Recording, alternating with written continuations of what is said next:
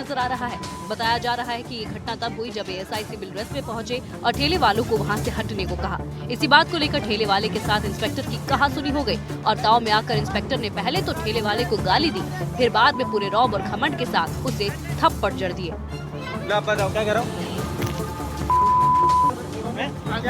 वहीं पीड़ित तस्वीर ने आरोप लगाया कि एएसआई देवी सहाय ने उनके साथी आकाश को थप्पड़ मारा है।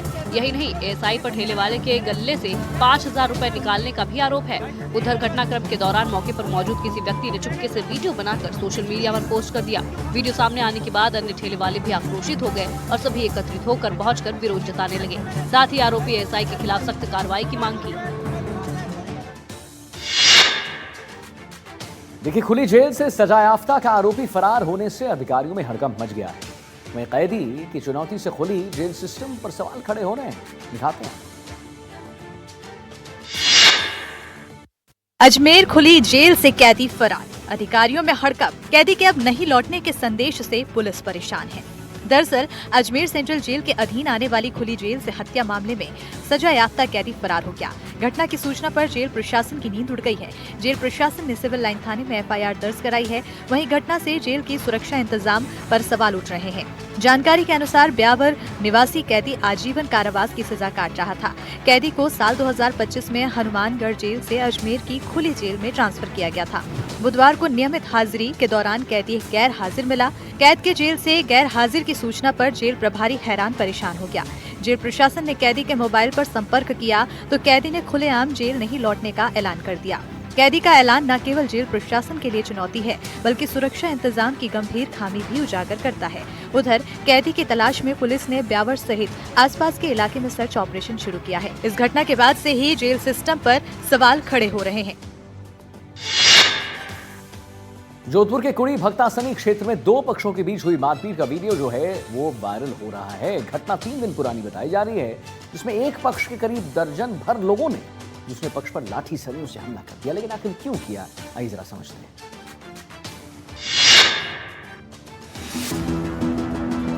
जोधपुर में दो गुटों में कहासुनी खूनी संघर्ष में तब्दील हो गई। ये वीडियो कुड़ी भक्तासनी क्षेत्र का है, जहां दो पक्षों में किसी बात को लेकर विवाद हो गया और देखते ही देखते विवाद खूनी संघर्ष में बदल गया। दोनों गुटों की ओर से एक दूसरे पर ताबड़तोड़ हमले भी किए गए। वायरल वीडियो में साफ देखा जा सकता है तकरीबन दर्जन भर लोगों ने एक दूसरे के ऊपर लाठी और सरियों से हमला कर दिया और 4 लोगों को निशाना बनाया, जिसमें से 2 मौके से भाग निकले जबकि 2 गंभीर रूप से घायल हो गए।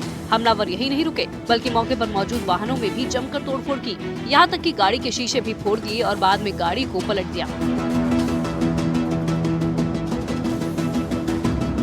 वहीं वारदात को अंजाम देने के बाद सभी हमलावर वहां से फरार हो गए। उधर हमले का वीडियो सामने आने के बाद पुलिस हरकत में आई है। मौके पर पहुंचकर घटना स्थल का मुआयना किया, साथ ही मामला दर्ज करके आगे की जांच पड़ताल में जुट गई है। बता दें कि घटना 3 दिन पुरानी बताई जा रही है। फिलहाल कुड़ी थाना क्षेत्र में इस घटना के बाद तनाव का माहौल बना हुआ है। पुलिस अब वीडियो के आधार पर आरोपियों की पहचान करने में जुटी है।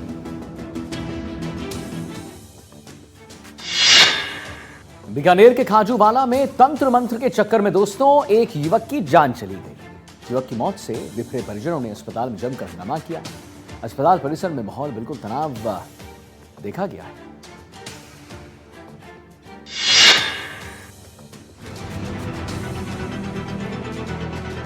दुनिया भर में विकास का परचम लहराने के बावजूद देश में तंत्र मंत्र के चक्कर में आए दिन लोगों की जान जा रही है। घटना बीकानेर के खाजूवाला के 3 पावली गांव की है। मौत के बाद परिजनों का गुस्सा फूट पड़ा। मौके पर लोगों की भारी भीड़ जमा हो गई। अस्पताल में देर रात तक जमकर हंगामा हुआ। अस्पताल परिसर में माहौल तनावपूर्ण है। हंगामे की सूचना पर पुलिस ने मोर्चा संभाला।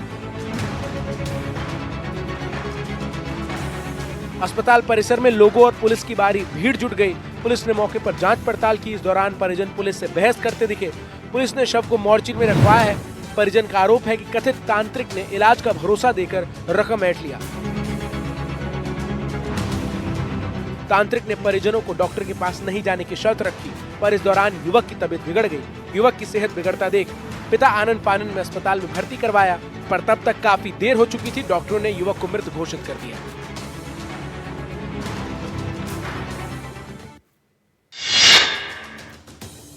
आवारा कुत्तों के आतंक से लोग परेशान हैं, पर प्रशासन के लचर रवैये पर सुप्रीम कोर्ट की सख्त रुख के बावजूद हालात में बदलाव देखने को नहीं मिल रहा। दोस्तों, दिखाते हैं आपको जरा एक रिपोर्ट।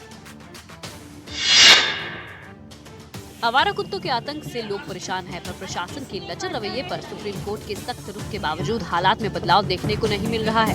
दिवाली के बाद अजमेर में कुत्तों के काटने के मामले में बेतहाशा बढ़ोतरी देखी जा रही है। अजमेर संभाग के सबसे बड़े जवाहरलाल नेहरू अस्पताल में सामान्य दिनों में जहां औसतन 5 मरीज इलाज के लिए आते हैं, वहीं 48 घंटे में 12 मरीज पहुंचे हैं। अस्पताल के एंटी रेबीज क्लिनिक में मरीज की भीड़ जमा है। अस्पताल कर्मी पीड़ितों को मुकम्मल इलाज कराने में जुटे हैं। सभी मरीजों को तुरंत एंटी रेबीज वैक्सीन लगाई जा रही है, पर अचानक मामले में बढ़ोतरी से डॉक्टर भी परेशान है। डॉक्टर दिवाली में शोर शराबा और चमकती रोशनी से कुत्तों के भड़कने की आशंका जता रहे हैं कि इन दिनों यकायक संख्या बढ़ गई और अभी हमारे 48 आवर्स के अंदर करीब 12 मरीज आए यहाँ पर, और जो भी मरीज आए यहाँ पर इनका निराकरण कर दिया गया, इलाज कर दिया गया। डॉक्टरों ने लोगों से आवारा कुत्तों से सावधान रहने की हिदायत दी है। साथ ही कुत्तों के काटने पर बिना वक्त गवाए नजदीकी स्वास्थ्य केंद्र पर इलाज करवाने की सलाह दी है। बहरहाल सुप्रीम कोर्ट के सख्त रवैये के बावजूद प्रशासन का झुंझुन रवैया जारी है। मॉनसून सीजन के बाद भी कोटा में मगरमच्छों की रिहाई से इलाके में दस्तक देखी जा रही है। कोटा के देवली अरब क्षेत्र में एक बार फिर से एक 5 फीट के करीब मगरमच्छ आ जाने से हड़कंप मच गया। आप देखेंगे तस्वीर तो आप भी हैरान हो जाएंगे। दिखाते हैं।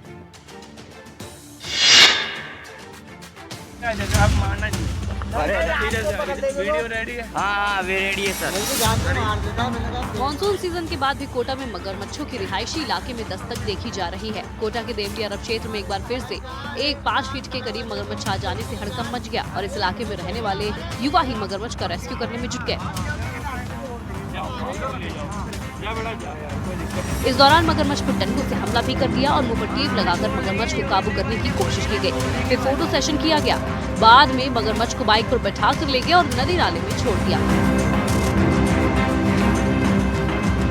अब ये पूरा वीडियो सोशल मीडिया पर वायरल हो रहा है। वन्य जीव विभाग भी इस वायरल वीडियो की पुष्टि कर घटनाक्रम के बारे में जानकारी जुटा रहा है, लेकिन मगरमच्छ के रेस्क्यू करने का ये तरीका वन्य जीव अधिनियम के तहत अपराध की श्रेणी में आता है। अब देखना होगा कि वन्य जीव विभाग इस पूरे मामले में वीडियो की पुष्टि करने के बाद क्या एक्शन करता है। फिलहाल ये वीडियो सोशल मीडिया पर सुर्खियां बटोर रहा है।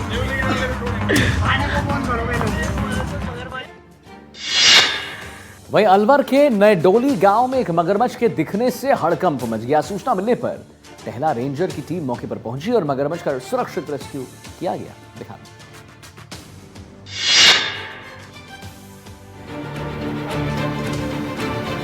अलवर के टहला इलाके के नेडोली गांव में एक मगरमच्छ खेतों में आ गया।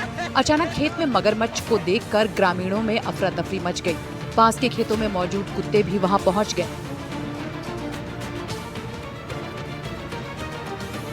और मगरमच्छ पर हमला करने की कोशिश करने लगे। ग्रामीणों ने हिम्मत दिखाते हुए मगरमच्छ को कुत्तों से बचाया और वन विभाग को सूचना दी।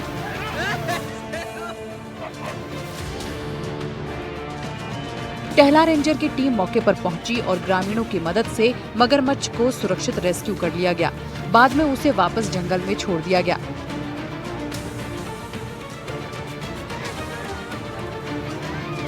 ग्रामीणों ने बताया कि खेत में अचानक मगरमच्छ के आने से लोगों में डर का माहौल बन गया था, लेकिन सभी ने मिलकर समझदारी से स्थिति को संभाल लिया।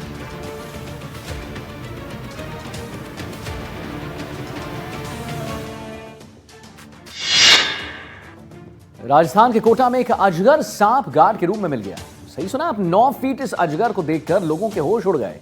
उसके बाद क्या कुछ हुआ आप जब देखेंगे तो हैरान रह जाएंगे। दोस्तों दिखाता हूं आपको। कोटा के गार्ड रूम में उस वक्त हड़कंप मच गया जब एक भारी भरकम अजगर गार्ड रूम के अंदर देखा गया। नानता रोड पर फैक्ट्री के गार्ड रूम में जैसे ही अजगर आया तो अफरा तफरी मच गई। अजगर करीब 10 फीट लंबा था। एक जगह अजगर बीच में कुंडली मारकर बैठ गया। बेहद ही डरावना ये अजगर वहां दहशत फैलाने के लिए काफी था। तुरंत ही स्नेक कैचर को बुलाया गया और वन विभाग को सूचित किया गया। काफी संख्या में लोग वहां इकट्ठा हो गए। बताया जा रहा है अजगर पास ही के एक जंगली इलाके से छोटे शिकार की खोज में बस्ती की तरफ आ गया होगा। सूचना के बाद मौके पर पहुंचे स्नेक कैचर ने 9 फीट लंबे अजगर का रेस्क्यू किया। स्नेक कैचर ने अजगर का रेस्क्यू कर लाडपुरा रेंज में छोड़ दिया है। इन बस्तियों में अजगर या अन्य सांप आ जाना इस मौसम में आम बताया जा रहा है। बताया गया कि अजगर का पता लगने के बाद सबसे पहले वहां मौजूद लोगों ने आसपास बंधे जानवरों की ओर नजर घुमाई कि कहीं कोई शिकार तो नहीं बन गया। अजगर के रेस्क्यू का ये वीडियो सोशल मीडिया पर भी खूब वायरल है। वन विभाग हर जगह नहीं पहुंच पाता, इसलिए स्नेक कैचर ही सांपों का रेस्क्यू का जिम्मा उठाते हैं। इसके लिए ग्रामीणों की तरफ से कभी कभी उन्हें इनाम भी मिलता है। तो देखा आपने। अब आगे बढ़ेंगे। राजस्थान के बीकानेर में एक डॉक्टर ड्यूटी के दौरान नशे में धुत पाया गया। उसके कमरे से शराब भी बरामद की गई है। जब इलाज के लिए एक परिवार उनके पास पहुंचा तो क्या तमाशा हुआ है दोस्तों, आप खुद देखिए।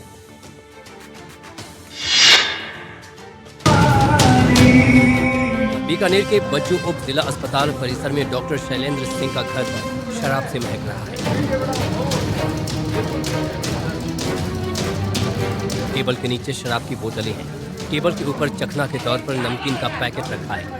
बैकग्राउंड में संगीत चल रहा है और डॉक्टर साहब बिस्तर पर लेटकर शराब की मस्ती में डूबे हुए हैं।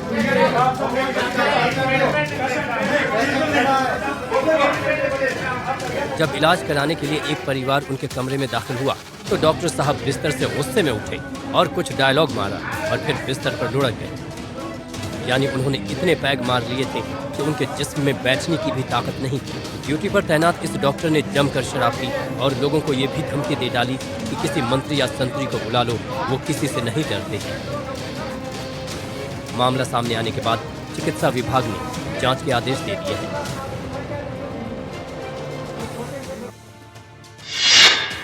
जोधपुर में दो पक्षों के बीच परसों शाम हुए झगड़े का वीडियो वायरल हो रहा है। वीडियो में एक पक्ष के लड़कों ने दूसरे पक्ष की महिलाओं पर लाठी डंडों से हमला कर दिया। जी हाँ, सही सुन रहे हैं आप, लड़कों ने महिलाओं पर हमला किया, घर पर पत्थर फेंके, जमकर बवाल मचाया। और क्या कुछ हुआ है दिखाते हैं।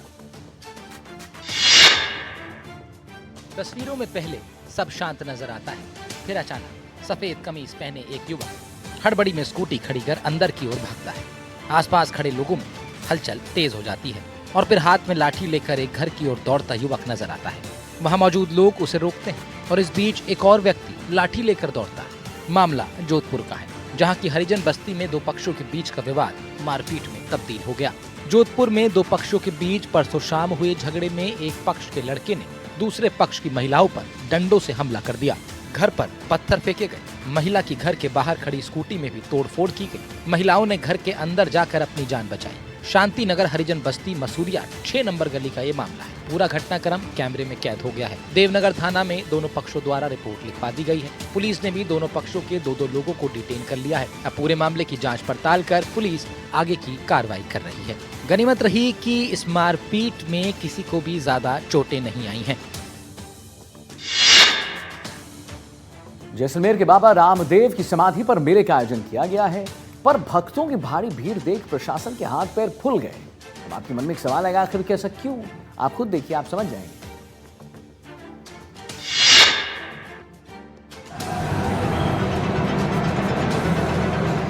बाबा रामदेव समाधि पर मेला, रंग बिरंगी झालरों से सजा दरबार। मेले में आस्था का सैलाब प्रशासन के लिए परेशानी का सबब बन गया।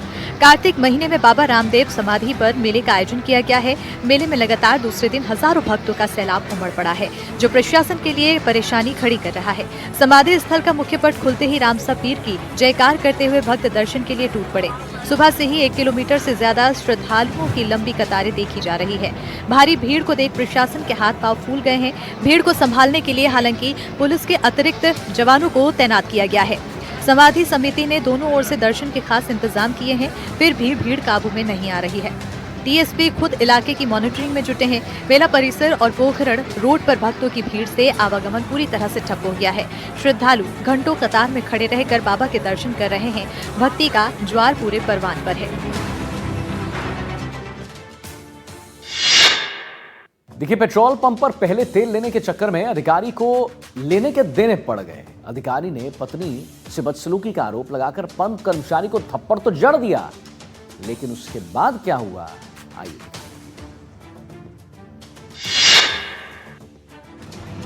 पेट्रोल पंप थप्पड़ कांड में वीडियो वायरल होने पर भले ही सरकार ने कार्रवाई कर इतिश्री कर लिया है, सरकार ने आरएसएस अधिकारी को सस्पेंड कर दिया है। अधिकारी छोटू राम शर्मा ने वायरल फुटेज पर सवाल खड़ा किया है। अधिकारी ने सीसीटीवी फुटेज को एडिट कर वायरल करने का आरोप लगाया। साथ ही पत्नी से बदसलूकी पर सवाल कर मारपीट को जायज ठहराने की कोशिश की। हालांकि अधिकारी ने पूरे विवाद की जांच की मांग की है। पेट्रोल पंप का कार्मिक था, उसका मैनेजर था, उसने इस मेरी वाइफ को आंख मारी, जो जैसा इसने मेरे को गाड़ी में बताया। पर पुलिस ने अधिकारी की पत्नी की शिकायत पर 3 पेट्रोल पंप कर्मियों को शांति भंग करने के आरोप में गिरफ्तार कर लिया था, पर अधिकारी की पहली पत्नी ने बदतमीजी की पुष्टि की है। वो उसकी आदत है, वो चलते फिरते अमरूद वाले को भी थप्पड़ मार सकता है। मेले में झूला झूलते बच्चे तो झूले वाले को भी थप्पड़ मार सकता है। अधिकारी ने वायरल वीडियो को सियासी रंग देने की कोशिश की है। अधिकारी ने कहा है कि खनन माफिया मुझ पर दबाव बनाकर काम करवाना चाहता है। घटना को माफिया की धमकी के परिप्रेक्ष्य में देखा जाना चाहिए। जरूर आगे बढ़ेंगे ट्रेंडिंग न्यूज में, लेकिन उससे पहले बड़ी खबर आ रही है जोधपुर से, उसके बारे में आप सुन लीजिए। फर्जी बिल्डिंग गिरोह का वहां पर छापेमारी हुई है। गिरोह से जुड़े 5 ठिकानों पर सेंट्रल जीएसटी के छापे पड़े हैं और एक ही परिवार के 4 भाइयों के बंगलों पर यहां छानबीन चल रही है। 9 गाड़ियों में पहुंचे हैं सीजीएसटी के 25 अधिकारी। छापेमारी में अहम दस्तावेज मिलने की सूचना भी प्राप्त है। फेक बिल्डिंग करके टैक्स क्रेडिट का फायदा उठाने का आरोप है। कई सफेदपोश भी विभाग के रडार पर हैं। सुबह 11 बजे से ठिकानों पर कार्रवाई हो रही है। झालामंड चौराहे के पास स्थित है चारों के बंगले। तो जोधपुर से इस वक्त की बड़ी खबर, फर्जी बिल्डिंग गिरोह पर छापेमारी।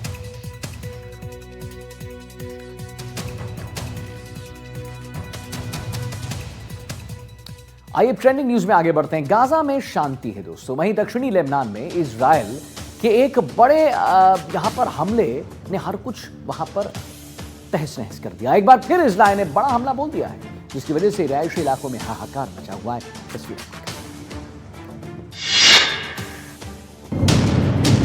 दक्षिणी लेबनान के इस इलाके में इजरायली मिसाइलें गिरने लगी। कोहराम मच गया, लोग जान बचाकर भागे। रोशनी इतनी ज्यादा थी कि जैसे रात में सूरज निकल आया।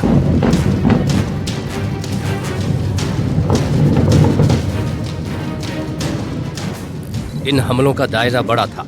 बड़ी ऊंची ऊंची लपटें उठ रही थीं, जो काफी दूर से देखी जा सकती थी। ऐसा लग रहा था कि पूरा इलाका राख हो जाएगा।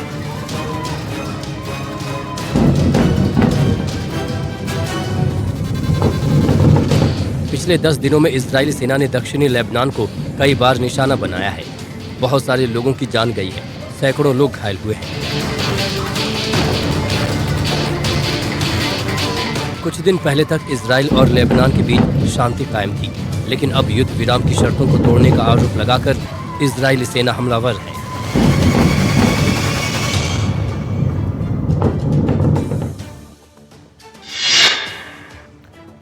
चीन में टाइफून मतमो ने भारी तबाही मचा दी है। यह तूफान देश के दक्षिणी पश्चिमी तट से टकराने के बाद अब कमजोर धीरे धीरे होने लगा है और इसकी एक से बढ़कर एक खतरनाक तस्वीर भी सामने आई। देखेंगे क्या? चलिए।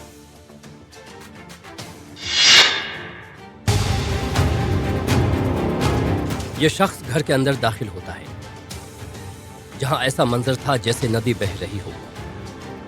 उसके बाद ये दोनों दरवाजे को बंद करने की कोशिश करते हैं, लेकिन नाकाम रहते हैं। पानी इन्हें बहा ले जाता है। उधर एक बच्चा डरा सहमा सा सोफे में सिमटा था।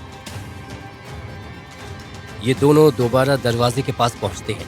तब तक बाहर का पानी इस तीसरे शख्स को घर के अंदर धकेल देता है। इसके बाद तीनों फिर बहने लगते हैं। ये शख्स बच्चे के पास पहुंच चुका था। सोफा भी तैर रहा था और बच्चा खतरे में था। बुजुर्ग बच्चे की ओर बढ़ता है, किसी तरह से उसे संभालता है और इधर ये महिला और पुरुष दरवाजा बंद करने के लिए जूझते नजर आते हैं। पानी की रफ्तार इनकी हिम्मत का इम्तिहान ले रही थी, लेकिन आखिरकार ये गेट बंद करने में कामयाब रहे।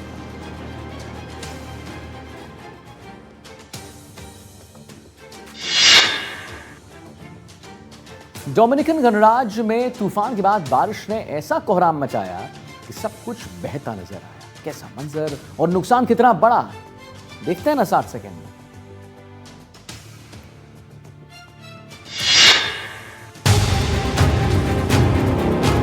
डोमिनिकन गणराज्य के सेंटो डोमिंगो में तबाही मची है, क्योंकि तूफान के बाद इस इलाके में ऐसी बारिश हुई कि सब कुछ सैलाब की जद में आ गया और इंसान कुदरत के सामने इतना बौना हो गया कि तिनकों की तरह बहने लगा।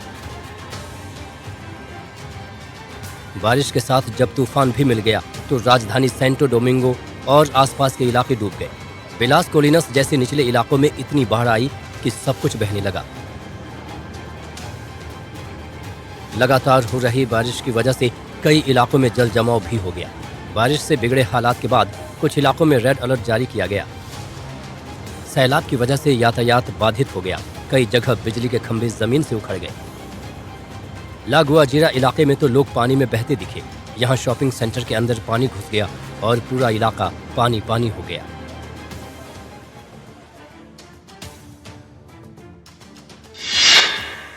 जयपुर से बड़ी खबर आ रही है, जरा आपको बता दें, आरपीएससी को प्रमोशन का दीपावली गिफ्ट मिल गया है। सरकार ने आरएएस की विभिन्न वेतन श्रृंखला में प्रमोशन का जो वृद्धि है वो बढ़ा दी है और कार्मिक विभाग ने जारी किए आदेश। सीनियर सिलेक्शन, सुपर टाइम और हायर सुपर टाइम में प्रमोशन किया जाएगा। जूनियर स्केल पे भी प्रमोशन होंगे। फुल बेंच से मंजूरी जो है मिलने के बाद जूनियर प्रमोशन के आदेश दे दिए गए हैं। तो जयपुर से बड़ी खबर इस वक्त की, आरपीएससी को प्रमोशन का दीपावली गिफ्ट है यहां पर, और सरकार ने आरएएस की विभिन्न वेतन श्रृंखला में प्रमोशन किया है। कार्मिक विभाग ने यह आदेश जो है जारी किया है, जिसकी हम आपको झलक दिखा दें। सीनियर सिलेक्शन, सुपर टाइम और हाई सुपर टाइम में प्रमोशन हुआ है।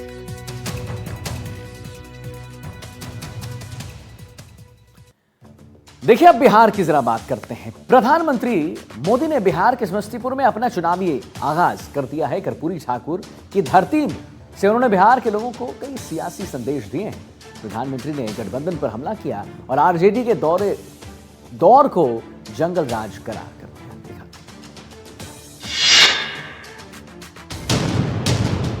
समस्तीपुर के कर्पूरी ग्राम पहुंचे पीएम मोदी ने कर्पूरी ठाकुर को श्रद्धांजलि दी, उनके परिजनों से मिले। उसके बाद एनडीए की विशाल जनसभा में कांग्रेस आरजेडी पर बरसे। केंद्र सरकार की योजनाएं गिनाने के साथ पीएम ने किसान से लेकर आरक्षण और मछली से लेकर मखाना का जिक्र करते हुए बिहार के लोगों को एक बार फिर जंगल राज की याद दिलाई।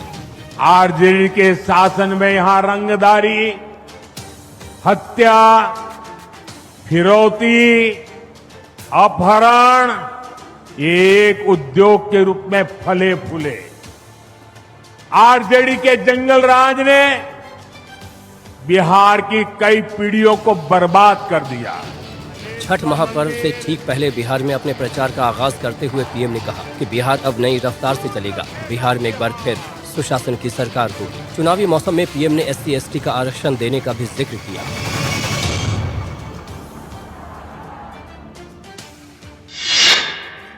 देखिए दोस्तों, इतना ही नहीं, बिहार के चुनावी मैदान में आज गृह मंत्री अमित शाह भी उतरे। उन्होंने एक बार फिर बाहुबली शहाबुद्दीन के बेटे पर निशाना साध दिया। अमित शाह ने कहा कि आरजेडी ने हिस्ट्री शीटर शहाबुद्दीन के बेटे को उम्मीदवार बना दिया है। क्यों बनाया, दिखाते हैं।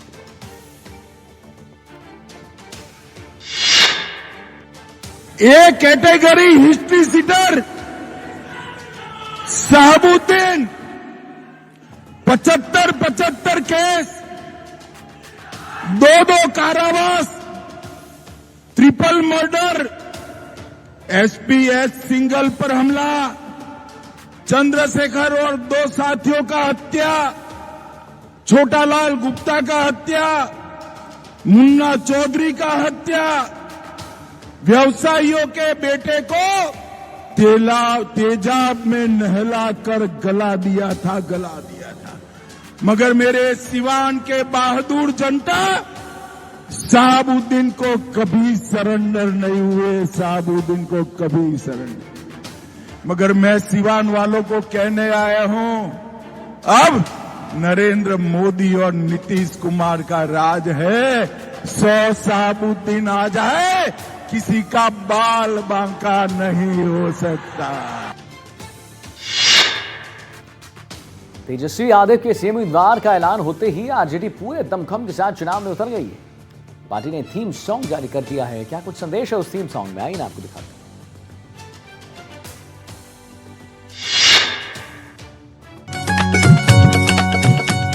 अरे मन भी जीता, दिल भी जीता और भरोसा जीता है। अरे सेवा भावी कर्मठ योद्धा, काम में जिसके सफलता है। अरे मन भी जीता, दिल भी जीता और भरोसा जीता है। सेवा भावी कर्मठ योद्धा, काम में जिसके सफलता है। जो भी करते वादा पूरा वो करता, जनता की खातिर जीता और मरता। एक के सेवा और समर्पण सारे बिहार का कहना है। तेजस्वी को एक बार मौका देना है, तेजस्वी को एक बार मौका देना है, इस बार मौका देना है, इस बार मौका देना है, इस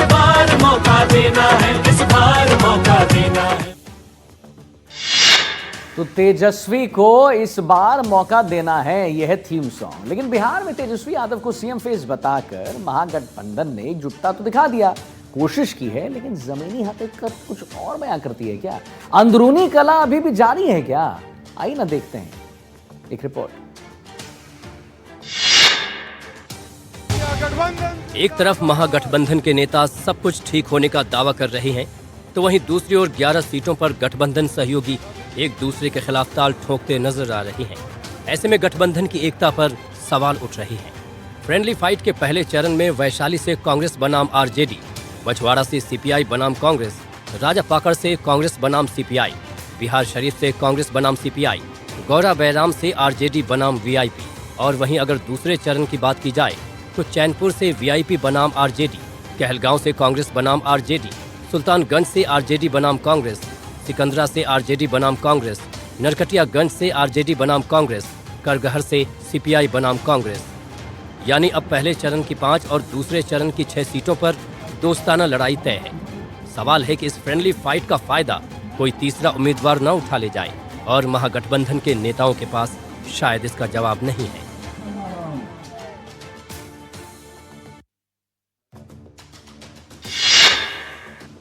ब्यावर से बड़ी खबर आ रही है। बता दें, ब्यावर में दर्दनाक हादसा हो गया है। पैर फिसलने से कुएं में गिरे हैं मां बेटे, दोनों की मौके पर मौत हो गई। खेत पर बने कुएं से गुजर रहे थे मां बेटे, और कुएं के पास से गुजरने के दौरान पांव फिसल गया। बेटे के साथ कुएं में गिर गई महिला। और सांकेत नगर थाना क्षेत्र के मालीपुरा गांव की घटना है। ट्रेंडिंग न्यूज में आगे बढ़ते हैं। 26 सितंबर को हुई हिंसा का मुख्य आरोपी मौलाना ताकीर रजा अभी जेल में। उसे कई गुर्गे भी जो है हवालात में हैं। अब तौकीर रजा की बहू ने अपने ही ससुर पर कई आरोप लगा दिए हैं। तौकीर की बहू को कुछ लोग धमकी दे रहे हैं। बहू ने इसका इल्जाम अपने ससुराल वालों पर ही लगा दिया। क्या कुछ कहा है बहू, दिखाते हैं बहू ने। बरेली के आला हजरत परिवार की बहू अब सोशल मीडिया पर अपने ही ससुर मौलाना तौकीर रजा का काला चिट्ठा खोल रही है। निदा खान ने बताया कि पिछले 10 साल से उसका पारिवारिक विवाद चल रहा है और अब उसे धमकियां मिल रही हैं। जब उनका दिल नहीं भर रहा है कॉल से बात करने के लिए, तो वो मेरे ही सोशल प्लेटफॉर्म पे इस तरह की गाली गलौज करते हुए नजर आएंगे। तो अब जो हालात मेरे साथ हो गए वो बहुत ज़्यादा डिस्टर्बिंग है मेरे लिए। बहू निदा खान ने तौकीर रजा को तालिबानी सोच वाला इंसान बताया और कहा कि उन्हें जो सजा मिली वो उसके हकदार थे। बात रही तौकीर मियां की, तो उन्होंने जो करा उसकी उनको बिल्कुल सही उनके साथ हुआ है। वो जेल में बैठे हैं, उनकी वजह से इतने सारे मुसलमान सफ़र कर गए जाने अनजाने। उन्होंने जो ब्रेन वॉश करा लोगों का, जो कि बहुत ही बेइंतहा गलत चीज़ उन्होंने करी है। हालांकि सोशल मीडिया पर शिकायत करने वाले तौकीर की बहू ने ये नहीं बताया कि पिछले 10 साल से उनके ससुराल वालों से क्या विवाद चल रहा है। और वहीं आंध्र प्रदेश के कर्नूल में बीती रात एक बस में आग लगने से कम 20 लोग जिंदा झुलसकर मर गए। मरने वालों की संख्या काफी बढ़ सकती है। ये एक लग्जरी एसी स्लीपर बस थी जो हैदराबाद से बेंगलुरु जा रही थी। बस में लोग सो रहे थे और आग इतनी तेजी से फैली किसी को निकलने का मौका नहीं मिला।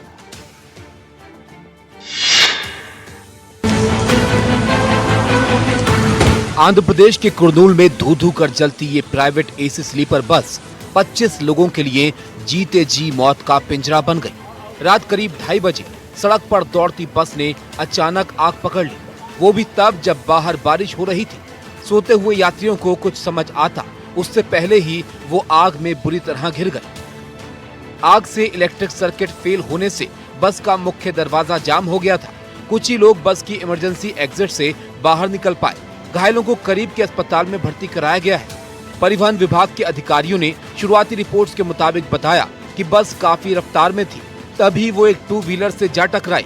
बस चलती रही और 2 व्हीलर बस के नीचे अटक गया। माना जा रहा है कि इससे निकली चिंगारियों से बस के निचले हिस्से ने आग पकड़ ली।